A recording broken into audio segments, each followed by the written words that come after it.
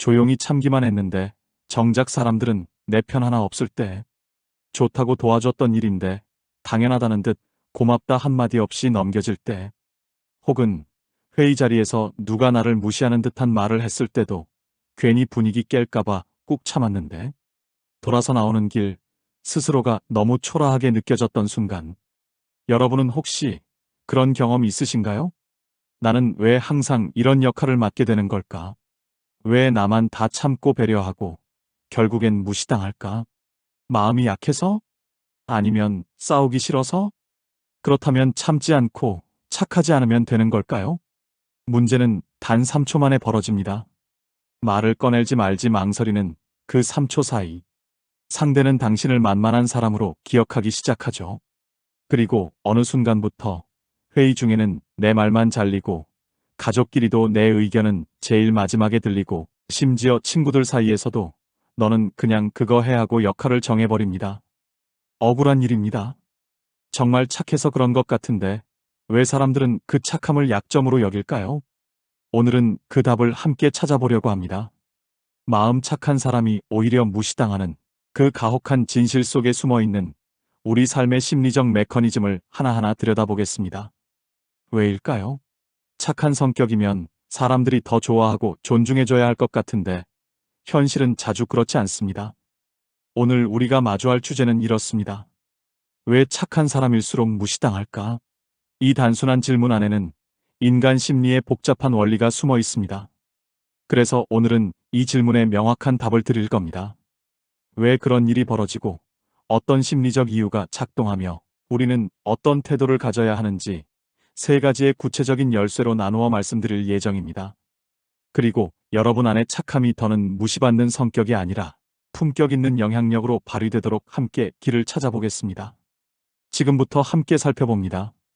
왜 착한 사람은 무시당할까요? 심리학에서는 이 현상을 비용 없는 이타성의 역설이라고 설명합니다.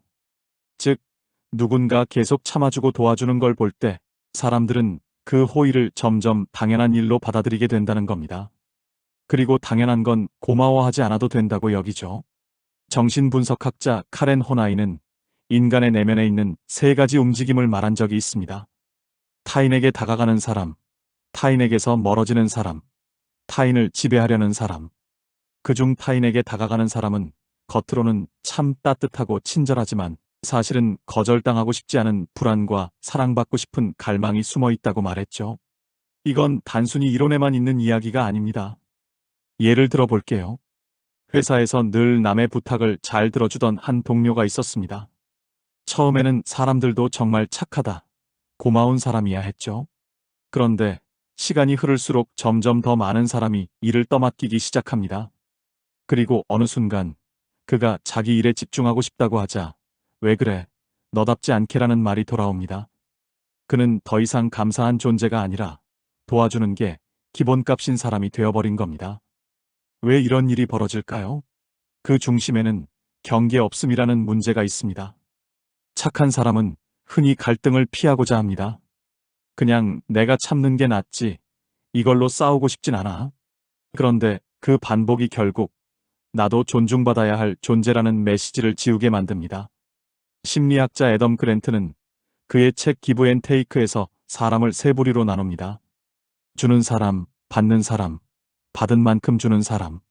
놀랍게도 조직에서 가장 성공하는 사람과 실패하는 사람은 모두 주는 사람이었습니다. 차이는 단 하나, 자신의 경계를 지키며 주는 사람인가 아닌가입니다. 이건 인간 본성의 문제이기도 합니다. 심리 실험 중엔 이런 것도 있었죠. 참가자에게 매일 도움을 준 조력자 A와 어쩌다 한 번 도움을 준 조력자 B가 있었습니다. 실험이 끝난 후 누가 더 감사한 사람으로 기억됐을까요? 놀랍게도 B였습니다. 그 사람은 반복적으로 받은 친절은 습관처럼 여기고 가끔 받은 호의에 더 크게 반응하는 경향이 있기 때문입니다. 혹시 여러분도 이런 말 들어보신 적 있나요? 넌 원래 참 착하잖아. 너는 이해해 줄 줄 알았어.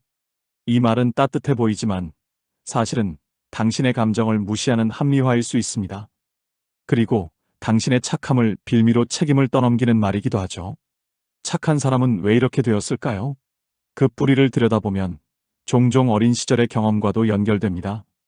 부모에게 그래야 칭찬받는다, 착해야 사랑받는다는 메시지를 반복해서 받은 사람은 갈등 없이 사는 법을 내면화합니다. 그런데 성인이 되어 사회에 나오면 갈등을 피하는 사람보다 갈등을 조율하고 표현하는 사람이 더 인정받는 구조가 되어버리죠.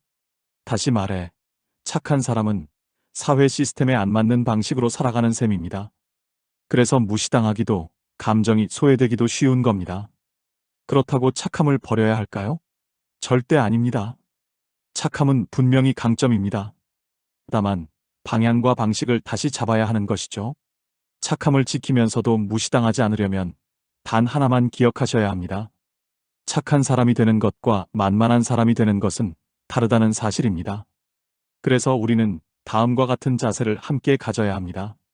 첫째, 나 자신의 경계를 명확하게 표현하는 연습을 해야 합니다. 그 시작은 아주 사소한 말 한마디에서부터입니다. 지금은 좀 어렵습니다. 이 일은 제 역할이 아닙니다. 이번엔 다른 분께 부탁해 보시는 게 어떨까요? 같은 말이죠. 예전에 함께 일하던 한 지인은 늘 회식 장소를 예약하거나 회의 자료를 정리하는 역할을 도맡아 했습니다. 다들 그 친구는 착해서 항상 잘 챙겨줘라고 말했지만 정작 그 친구는 늘 내일보다 남의 일을 먼저 한다며 속상해했죠. 어느 날 그는 처음으로 말했습니다. 이번 회식 장소는 다른 분이 정해주시면 좋겠습니다. 저도 요즘 일정이 빠듯하거든요. 그 한마디가 나왔을 때 의외로 주변 반응은 괜찮았습니다. 오히려 그동안 너무 고생 많았어요 라는 말이 처음으로 돌아왔습니다. 우리가 정중하지만 단호하게 말하는 것은 상대를 밀어내기 위해서가 아닙니다. 오히려 나라는 사람의 선을 명확히 보여주고 관계의 무게를 균형 있게 나누기 위한 기본적인 자세입니다. 이런 말이 있습니다. 사람들은 당신이 허락한 만큼만 당신을 대한다. 처음엔 어색하고 거절하는 내가 미안하게 느껴질 수 있습니다. 하지만 내 경계를 말로 표현하지 않으면 세상은 그 경계를 결코 지켜주지 않습니다. 내 경계를 지키는 첫 연습은 단지 말을 꺼내는 용기에서 시작됩니다. 매일 단 한 번이라도 여러분의 선을 표현해 보세요. 그것이 무시당하지 않는 첫걸음입니다. 둘째, 모든 부탁에 바로 대답하지 않는 습관을 들이세요. 누군가 이거 좀 해줄래요? 라고 물을 때 바로 네 라고 하지 말고 잠깐 생각해 볼게요 라고 일단 멈추는 겁니다. 이 짧은 3초의 여유가 여러분의 착함을 합리적인 배려로 바꾸는 결정적인 순간이 됩니다. 한 번은 이런 일이 있었습니다. 직장에서 늘 모든 요청을 흔쾌히 수락하던 한 직원이 있었는데 어느 날 그가 유난히 바쁜 날이었습니다. 그런데도 평소처럼 네, 할게요 라고 답하고 말았죠. 결국 자신이 하던 중요한 일을 야근까지 하며 끝냈고 정작 부탁한 동료는 아무렇지 않게 퇴근을 했습니다. 그날 이후 그는 결심했습니다. 어떤 부탁이든 조금만 생각할 시간을 주세요라는 한마디를 먼저 꺼내기로요. 신기하게도 상대방은 오히려 그의 답변을 더 존중하기 시작했습니다. 우리는 종종 바로 대답해야 좋은 사람처럼 보인다는 착각에 빠집니다. 하지만 진짜 신뢰받는 사람은 생각하고 말하는 사람입니다. 마치 뜨거운 음식을 바로 먹는 것보다 조금 식힌 후 먹는 것이 맛을 느끼기 더 좋듯 대답도 뜨거운 감정이 아닌 조금 식힌 판단에서 나올 때 더 건강한 관계를 만듭니다. 그리고 이런 말도 있죠. 당신이 모든 일의 예라고 말할 때 당신의 시간은 누군가의 일정으로 채워진다. 생각할 시간은 단순한 간격이 아니라 여러분의 존엄을 지키는 중요한 장치입니다. 오늘부터 단 3초만이라도 대답을 늦춰보세요. 그 짧은 멈춤이 나 자신을 존중하는 첫 연습이 될 수 있습니다. 셋째, 칭찬과 감사를 유도하는 방식으로 행동을 조정해보세요.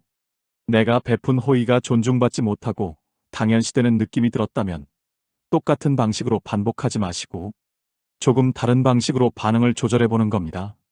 예를 들어 도움을 줬을 때 이거 덕분에 정말 큰 도움이 됐어요 라는 진심 어린 피드백이 없다면 다음에는 이번엔 제 시간이 좀 부족해서요 라고 정중하게 물러서 보는 거죠.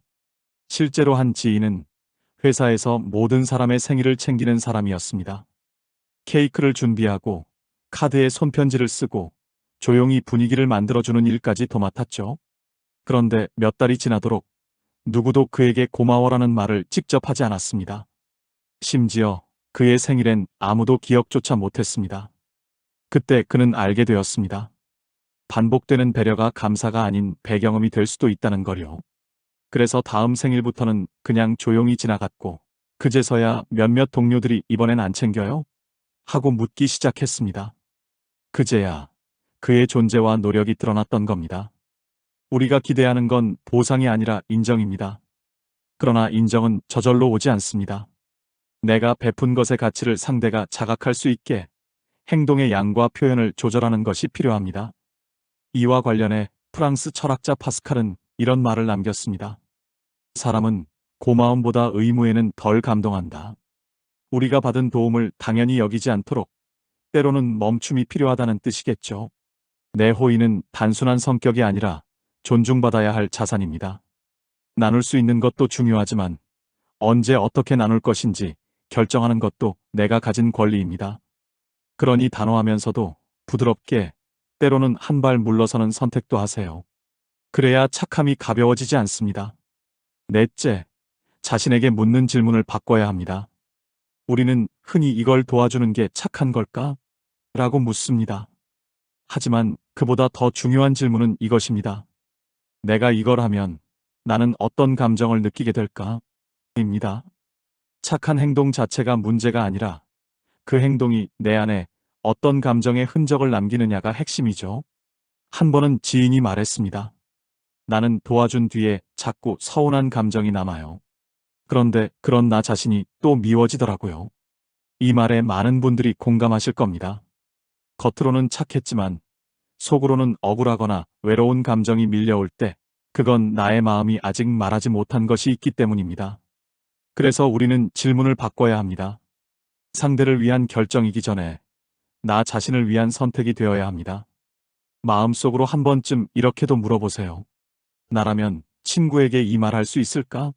나라면 내 곁에 있는 소중한 사람에게 그렇게 쉽게 말할 수 있을까? 이 말들은 단지 방어적인 말이 아닙니다. 오히려 나 자신을 얼마나 귀하게 여기고 있는가를 확인하는 거울 같은 말입니다. 심리학자 루이즈 헤이는 말했습니다. 우리는 스스로를 존중하는 만큼 세상을 경험한다. 내가 느끼는 감정도 타인의 감정만큼 중요합니다. 그리고 때로는 나의 감정을 먼저 돌보고 나서야 진짜 착한 사람이 될 수 있습니다. 누군가를 배려하기 전에 그 선택이 나에게도 따뜻한 기억으로 남을 수 있을지 자문해 보세요. 그 질문이 여러분을 지켜주는 방패가 되어줄 것입니다. 다섯째, 착함의 대가로 인정받을 생각을 버리세요. 이건 다소 냉정하게 들릴 수도 있지만 꼭 필요한 마음가짐입니다. 우리는 종종 이렇게 생각합니다. 이렇게까지 해줬으면 고마워하겠지. 날 좀 더 좋아하겠지. 그런데 현실은 기대와 다르게 흘러가는 경우가 많습니다. 그리고 그때 우리는 실망하고 서운해하고 나중엔 스스로에게 이런 말을 하죠. 내가 왜 그랬을까? 한 번은 이런 일이 있었습니다. 아는 분이 가족 모임에서 모든 준비를 도맡아 하곤 했습니다. 음식을 사고 차를 태워주고 집까지 정리하는 일까지도요. 처음엔 스스로 좋아서 했다고 했지만 시간이 지날수록 한 번쯤은 누가 고맙다고 말해주겠지라는 기대가 쌓였다고 합니다. 하지만 어느 해 아무도 알아주지 않자 혼자 눈물을 훔쳤다고 했습니다. 문제는 상대가 아니라 보상을 전제로 착하게 굴었던 내 태도에 있었다고 그는 뒤늦게 깨달았다고 했죠. 철학자 스피노자는 말했습니다. 기대는 영혼의 포로가 되는 일이다. 우리가 착한 행동을 했을 때 그것이 진심이라면 그 자체로 끝나야 합니다. 그 이후의 반응은 상대의 선택이지 우리의 기준이 되어선 안 됩니다. 그렇기에 우리는 연습해야 합니다. 착하게 행동한 결과로 무엇을 얻을 수 있을까?가 아니라 내가 왜 이 선택을 했는가?를 기준으로 삼는 연습 말입니다. 착한 행동은 타인의 반응을 얻기 위한 수단이 아니라 나의 신념과 가치를 표현하는 하나의 방식입니다. 그리고 그 선택의 결과는 예상과 달라도 내가 선택했기에 스스로 만족할 수 있어야 합니다. 그러니 이제는 기대보다 선택을, 반응보다 기준을 먼저 생각해 보세요.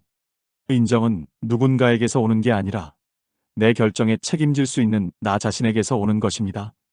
마지막으로 이런 균형을 추천드립니다. 만약 꼭 착한 사람이 되고 싶다면 그만큼 자신에게도 친절하세요. 누군가를 위해 애쓰듯 나 자신에게도 오늘 힘들었어. 이만큼이면 충분해라고 말해주세요. 그게 진짜 품격 있는 착함입니다. 정리하겠습니다. 착한 사람이 무시당하는 이유는 그 착함 속에 경계가 없기 때문입니다. 사람들은 반복된 배려를 당연하게 여기고 고마움을 잊습니다. 심지어 착한 사람이 거절하면 너답지 않다며 오히려 비난까지 하게 됩니다. 그래서 우리는 갈등을 피하기 위해 참고 견디는 착함은 하지 말고 자기 감정과 권리를 지키면서도 따뜻함을 잃지 않는 착함을 해야 합니다. 내가 도와야 좋은 사람이라는 강박은 내려놓고 나는 내 감정을 존중하는 사람이라는 기준을 세워야 합니다. 무시받지 않으려면 말을 아끼는 것이 아니라 감정을 표현하는 용기가 필요합니다. 좋은 사람이 되는 것보다 나를 지키는 사람이 되는 것이 먼저입니다. 착한 사람이라는 말 들으면 기분이 좋기도 하죠. 하지만 그 말 뒤에 숨어 있는 건 뭘까요? 착해서 참는다는 말은 결국 내 감정을 내려놓고 산다는 뜻이 아닐까요? 그래서 오늘 단 하나의 질문을 남깁니다. 당신은 지금 어떤 기준으로 자신을 대하고 계신가요? 남이 정해준 기준인가요? 아니면 내가 정한 기준인가요? 오늘 단 한 번 누군가의 부탁에 조금 생각해 볼게요라고 말해보세요. 그리고 오늘 단 한 번 거울 속의 나에게 넌 참 잘하고 있어라고 말해주세요. 이 두 가지 행동이 당신의 착함을 자기 보호를 아는 따뜻함으로 바꾸어 줄 겁니다. 이제 여러분의 이야기를 들려주세요.